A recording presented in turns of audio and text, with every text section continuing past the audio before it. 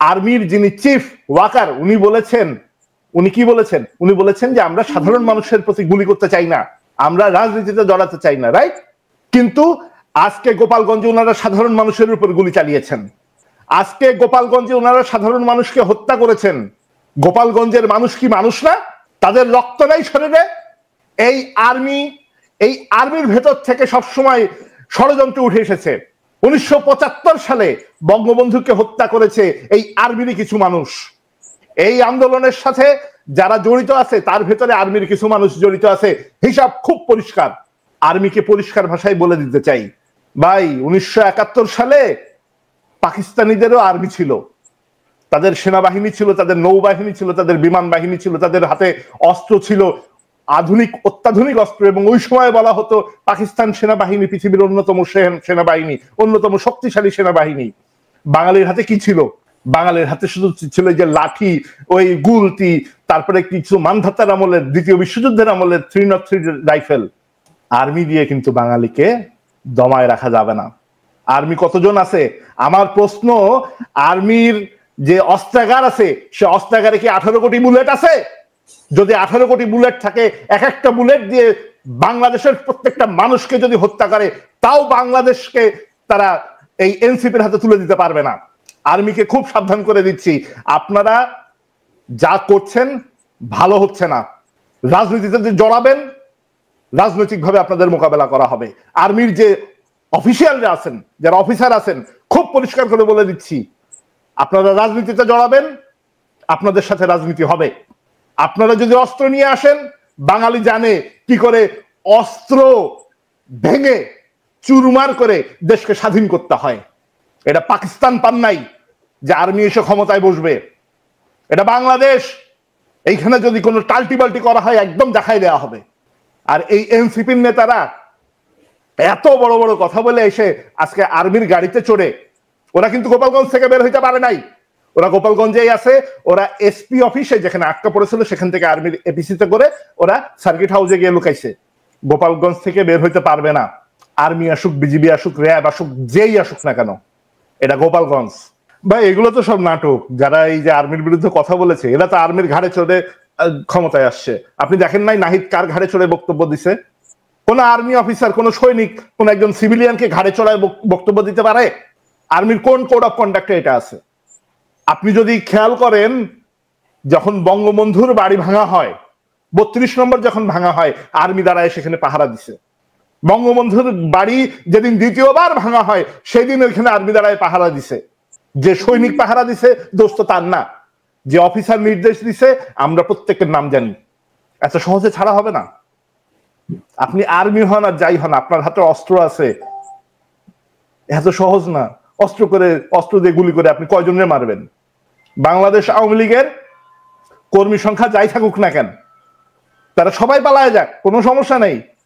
যারা আওয়ামী লীগ করে না, বঙ্গবন্ধুর আদর্শে বিশ্বাসী, তাদের কাছে জবাবদিহি দিতে হবে। যারা বাংলাদেশের মুক্তিযুদ্ধে বিশ্বাসী তাদের কাছে জবাবদিহি দিতে হবে।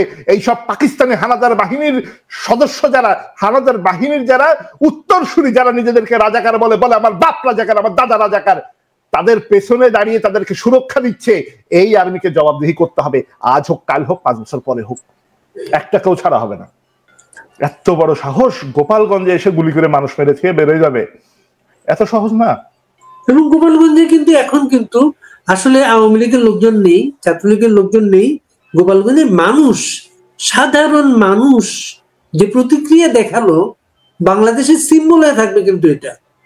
অবশ্যই গোপালগঞ্জ তো বাংলাদেশের হৃৎপিণ্ড গোপালগঞ্জ।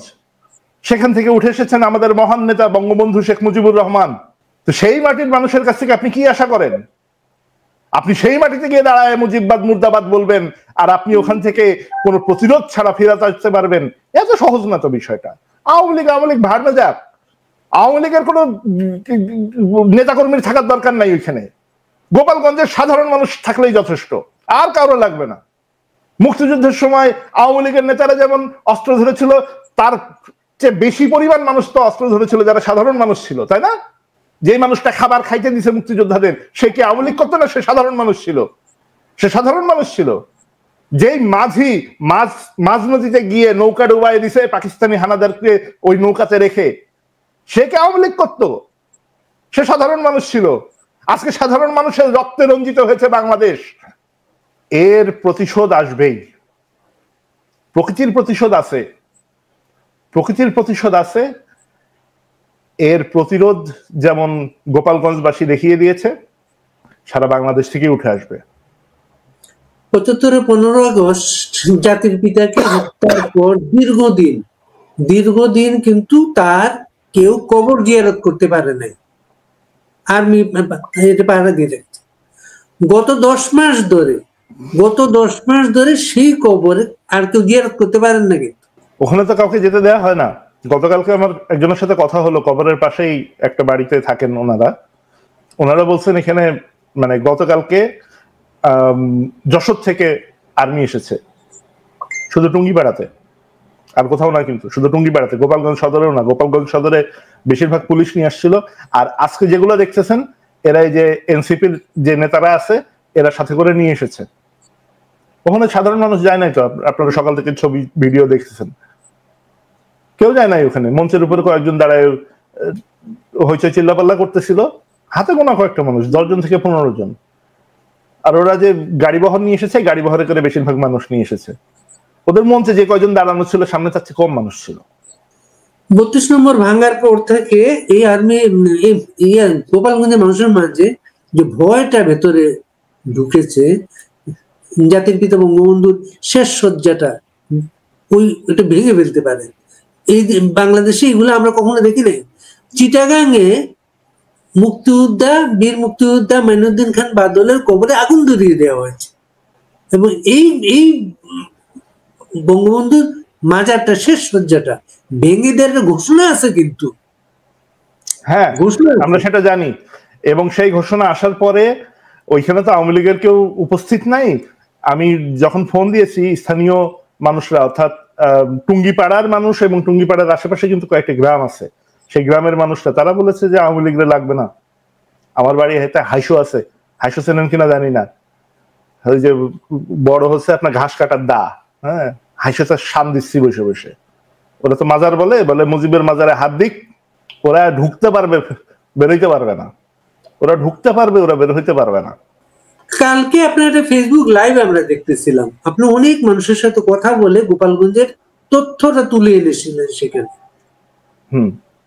পরিস্থিতি কি সেরকম না কোন পরিবর্তন আছে? হ্যাঁ, পরিস্থিতি তো আসলে সেরকমই। গতকালকে আমি বলছি যে এদিক থেকে কোনো ধরনের উস্কানি হবে না, কোনো উস্কানি দেয়া হবে না। এটা মানুষের সাথে যেমন কথা বলেছি, ওখানে আওয়ামী লীগের যারা নেতাকর্মীরা আছে বা ছাত্রলীগের নেতাকর্মীরা আছে তাদের সাথেও কথা বলেছি। তারা বলেছে ভাই আমি কিভাবে যাব, আমার নামে হচ্ছে মামলা আছে, আমার বাড়িতে সকালে একবার পুলিশ আসছে, দুপুরে একবার পুলিশ আসছে, বিকালে একবার পুলিশ আসছে। হ্যাঁ, আমার তো এলাকায় ঢোকার উপায় নাই, ওখানকার সাধারণ মানুষ বলছে যে না, ওরা আসবে, ওরা গোপালগঞ্জে শহরে প্রোগ্রাম করে চলে যাবে, আমাদের কোনো সমস্যা নাই। কিন্তু আইসা যদি বঙ্গবন্ধুরা অপমান করে, আইসা যদি আমাদের কোনো প্রকার উস্কানি দেয়, আমরা তো এটা ছেড়ে কথা বলবো না। আমরা তো গোপালগঞ্জের মানুষ, আমরা তো এটা এত সহজে ছাড়বো না। হ্যাঁ, ওরা যদি ওদের মতন করে আইসা একটা রাজনৈতিক দল তারা গঠন করছে, সে ষড়যন্ত্র করে হোক, যাই করে হোক, বিদেশি সহায়তায় হোক, যেভাবে হোক, হ্যাঁ, তারা কথা বলে চলে যাবে। কিন্তু গোপালগঞ্জের মাটিতে দাঁড়ায় বঙ্গবন্ধুরে নিয়ে অপমান করবে, মুজিববাদকে নিয়ে অপমান অপদস্থ করবে, আমরা সহ্য করব না। এবং আপনারা দেখেছেন যে তারা গিয়ে ঠিক সেই কাজটা করেছে। এবং তারা আসার আগে যখন এই মার্চ টু গোপালগঞ্জ ঘোষণা যখন আসে, তখনই তাদের মনে হয়তো ভয়টা আরো বেড়েছিল। তখন না, মানে ভয়ের কি আছে, বিষয়টা হচ্ছে যে তারা এটা একটা উস্কানি তাদের পক্ষ থেকে, এবং তারা এটা দেখাইতে চাইছে যে হ্যাঁ, বাংলাদেশে তারাই সবকিছু। তারা দেখাইতে চাইছে যে অন্যান্য জায়গায় পদযাত্রা, আর হচ্ছে গোপালগঞ্জে তারা মার্চ করতেছে। তা মার্চ করতে এসে যে ফাটা বাসায় আটকায় যাবে, তারা তো এটা চিন্তা করে নাই।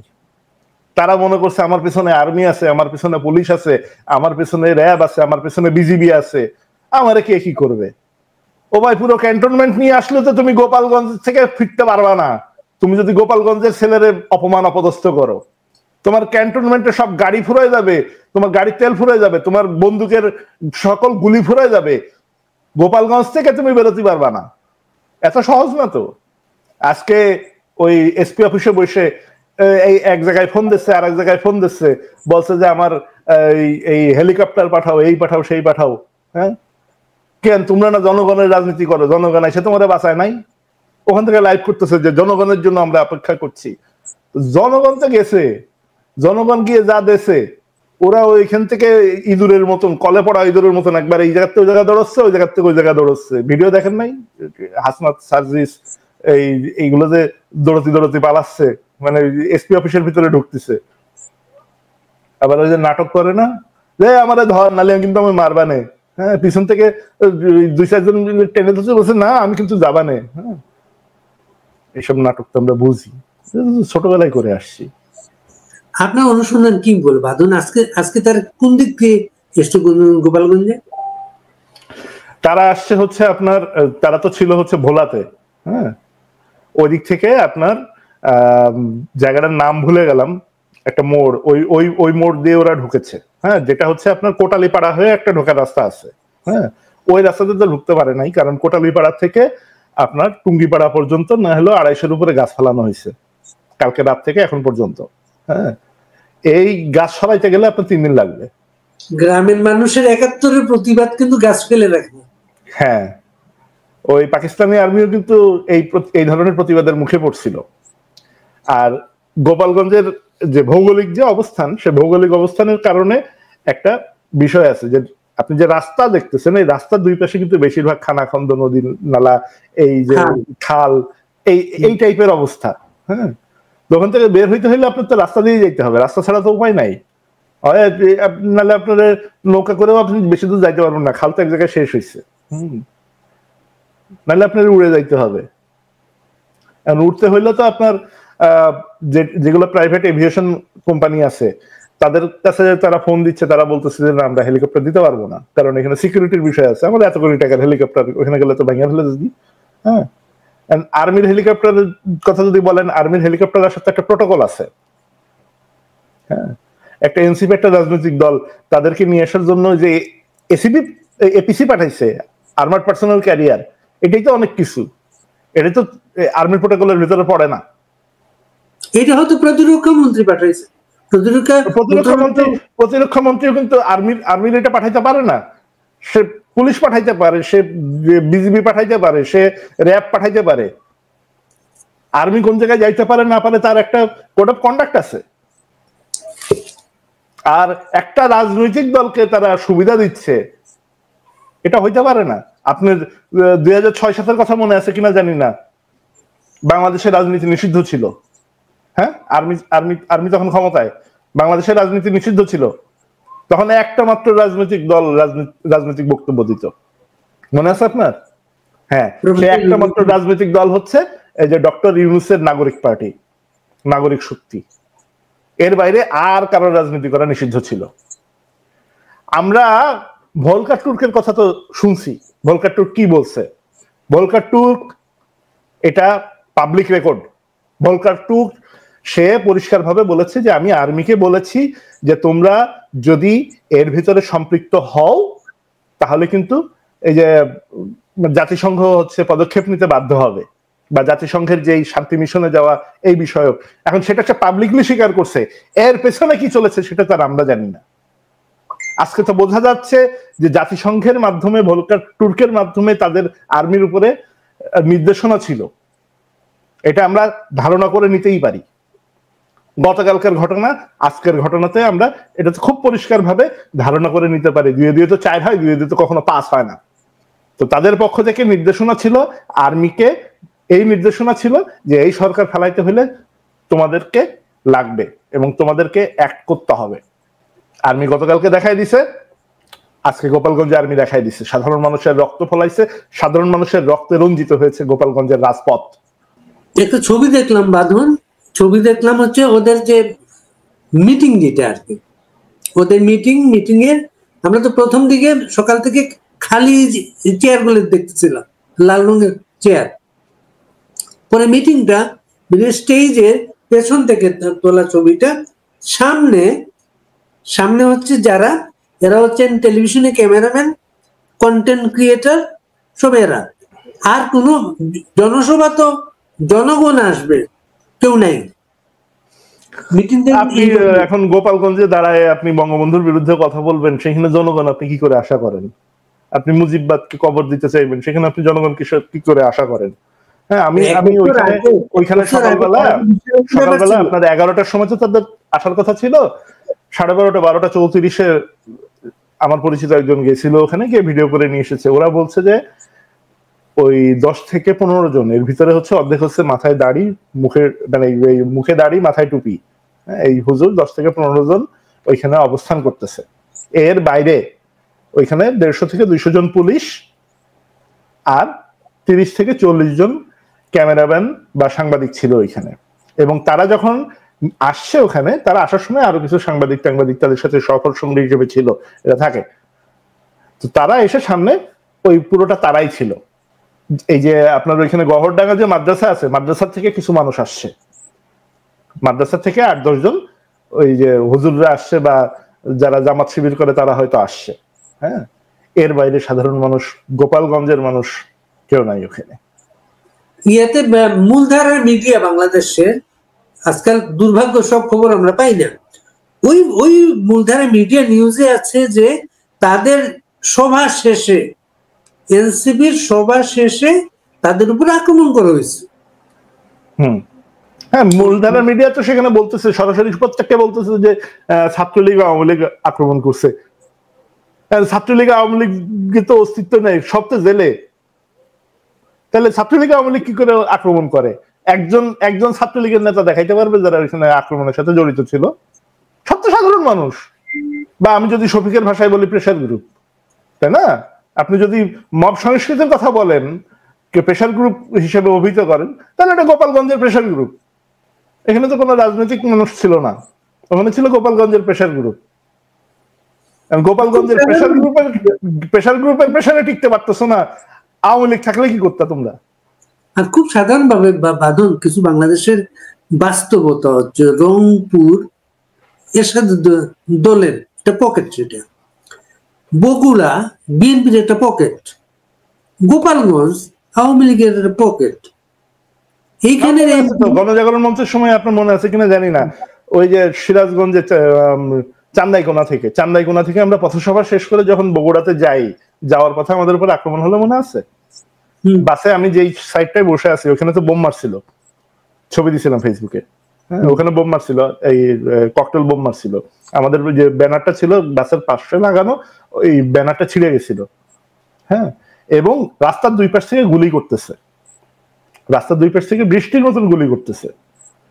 এর ভিতরে গাড়িতে একজন আমাদের সাথে সফর সঙ্গী হিসেবে আসছিলেন, উনি এসে তখন পরিচয় দিলেন যে আমি ডিজিএফআই, বইলা হচ্ছে আমাদের আর ইমরান ভাইরে জড়াই ধরলেন, ধরে বললেন যে গাড়ির ভেতরে মাঝখানে আপনারা শুয়ে পড়েন। আমরা শুয়ে পড়ি না, আমরা বসেছিলাম, আমরা দেখতেছিলাম যে কোন দিক দিয়ে কে গুলি করতেছে, কোন দিক থেকে ইয়া করতেছে।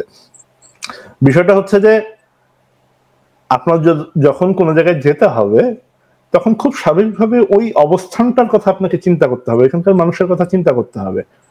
আমরা কিন্তু ওইখানে গিয়ে কখনো বলি নাই যে জিয়াউর রহমানের মুখে জুতো মারি। আমরা কিন্তু ওইখানে গিয়ে একবারও বলি নাই যে জিয়াউর রহমানের বিরুদ্ধে আমরা দাঁড়াইতে আসছি, একবারও বলি নাই।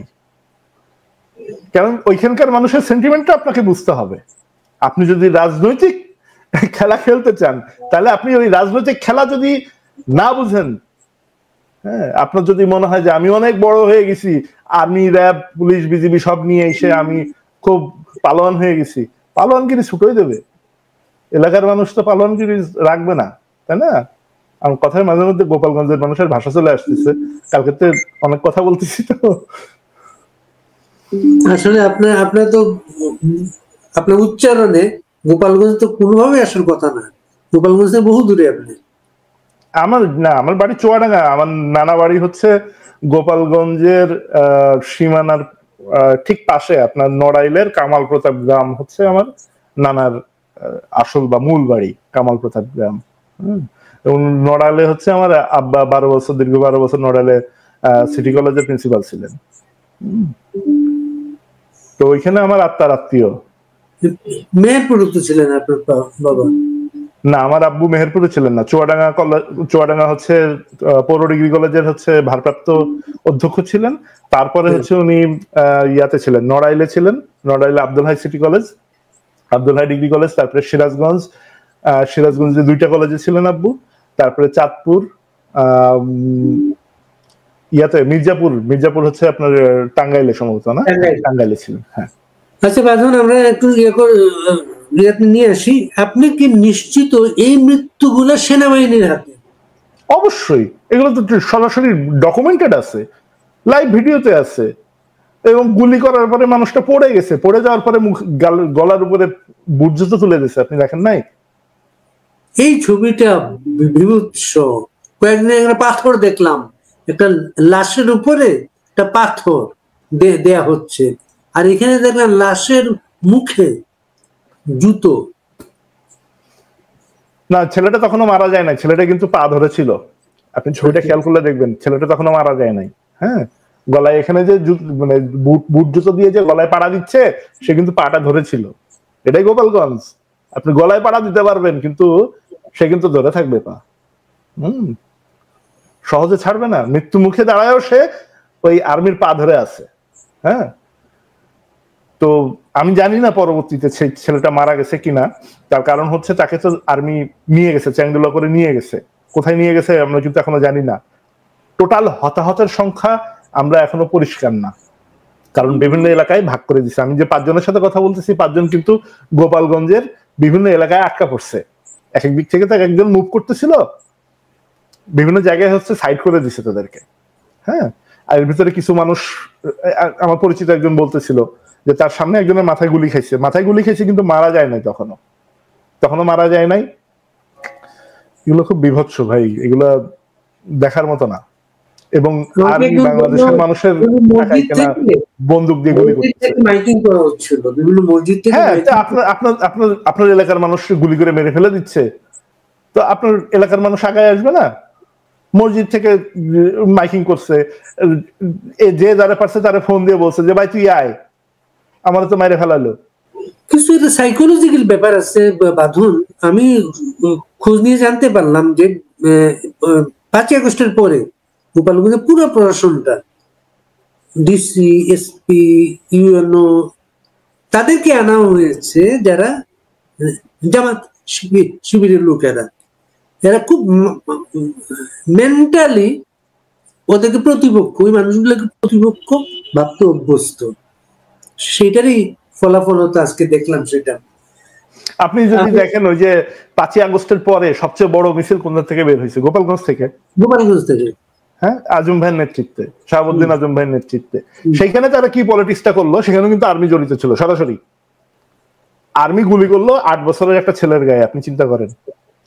8 বছরের একটা ছেলের গায়ে আপনি যদি গুলি করেন, এলাকার মানুষ একটাও স্থির থাকবে? এলাকার মানুষ সব গিয়ে ওই আর্মিদেরকে দৌড়ানিতে দিল, তো দিল, আর্মির যে গাড়িটা আছে গাড়িটা পড়ে দিল। এটা হচ্ছে ওদের রাজনীতি। ওরা তারপরে ওই মামলায় সবাই আসামি বানাইলো, সবাই আসামি, সবাই জেলে। অথচ শুরুটা হয়েছে কিন্তু আর্মির গুলিতে, শুরুটা করছে আর্মি, এবং আর্মি গুলি করে এই ঘটনার সূত্রপাত ঘটাইছে। 8 বছরের একটা বাচ্চা যদি আপনার সামনে গুলি খায়, আপনি স্থির থাকবেন? হাতে অস্ত্র আসতে কি হয়েছে? আর্মি ফার্মি দেখার টাইম নেই। কোন কর্মসূচির খবর জানেন পরবর্তী? মানে এনসিপির পক্ষ থেকে? এনসিপি আমি যতটা শুনেছি সারা বাংলাদেশে, সারা দেশে তাদের উপর হামলার প্রতিবাদে মিছিল হচ্ছে বিভিন্ন এলাকায়। আচ্ছা, ওরা তো মিছিল করতে পারে, এখন তারা মিছিল করবে, কিন্তু আওয়ামী লীগের পক্ষ থেকে সরাসরি সাংগঠনিক কোনো ধরনের কোনো ঘোষণার কথা আমি শুনি নাই। ছাত্রলীগের পক্ষ থেকে, ছাত্রলীগের সাদ্দাম একটা ডাক দিয়েছে, ছাত্রলীগের যারা কর্মীরা আছেন আশেপাশে যেই সব জেলা আছে সেই সব জেলার ছাত্রলীগের কর্মীদেরকে রাস্তা বন্ধ করে দিতে বলেছেন, এবং ঢাকাতে যারা আছেন, ঢাকাতে সারা বাংলাদেশের ছাত্রলীগ আওয়ামী লীগের অনেক কর্মীরা আছেন, তাদেরকে বলেছেন মার্চ টু যমুনা কর্মসূচি দিতে। আমি জানি না এটা কতটুকু সফল হবে, তারপরেও আমি বর্তমান যে ঘটনা, সেই ঘটনার পরিপ্রেক্ষিতে আমার মনে হয় যে মাঠে নামার সময় এসেছে। গোপালগঞ্জ একটা নতুন পথ তৈরি করলো অথবা প্রতিবাদ তৈরি করলো গোপালগঞ্জ। আপনি কিভাবে শেষ করবেন বাঁধন? না, গোপালগঞ্জের পথই ধরতে হবে। সারা বাংলাদেশে আমাদেরকে একটা স্লোগানে দিতে হবে, গোপালগঞ্জের পথ ধরো, বাংলাদেশ স্বাধীন করো। এই যে পাকিস্তানি বাহিনী, যে এনসিপি, এরা তো আসলে বাংলাদেশি না। এরা পাকিস্তানের সাথে সম্পর্ক উন্নয়ন করছে, পাকিস্তানের সাথে ব্যবসার রাস্তা খুলতেছে, পাকিস্তানের সাথে সরাসরি ফ্লাইট পরিচালনা করতেছে, পাকিস্তান তাদেরকে হচ্ছে ভিসা ফ্রি ঢুকতে দিচ্ছে। তো আমাদেরকে এদের হাত থেকে বাংলাদেশকে রক্ষা করতে হবে। এই যে সাধারণ মানুষগুলো আজকে মারা গেল, এদের মৃত্যুর জবাব কে দিবে? হ্যাঁ, এরা পাকিস্তানি বলেই গোপালগঞ্জের উপরে এদের এত আক্রোশ, কারণ গোপালগঞ্জের সন্তান বাংলাদেশকে স্বাধীন করেছে। গোপালগঞ্জের সন্তান বাংলাদেশকে স্বাধীন করেছে, এই আক্রোশ, এই যে 54 বছরের আক্রোশ, এরা সেই আক্রোশ মেটাচ্ছে। তো বাংলাদেশকে এদের হাত থেকে মুক্ত করতে হবে। গোপালগঞ্জের পথ ধরো, বাংলাদেশ মুক্ত করো। এই কথা বলেই আমি আজকে শেষ করব। ভালো থাকবেন বাঁধন। যারা হতাহত হয়েছেন পরিবারগুলোর প্রতি আমাদের সমবেদনা। আমরা তাদের পক্ষে থাকবো, যেভাবে পারি, যতভাবে পারি তাদের পক্ষে থাকবো আমরা। সবাইকে শুভেচ্ছা, সবাই সাবধানে থাকবেন, নিরাপদে থাকবেন।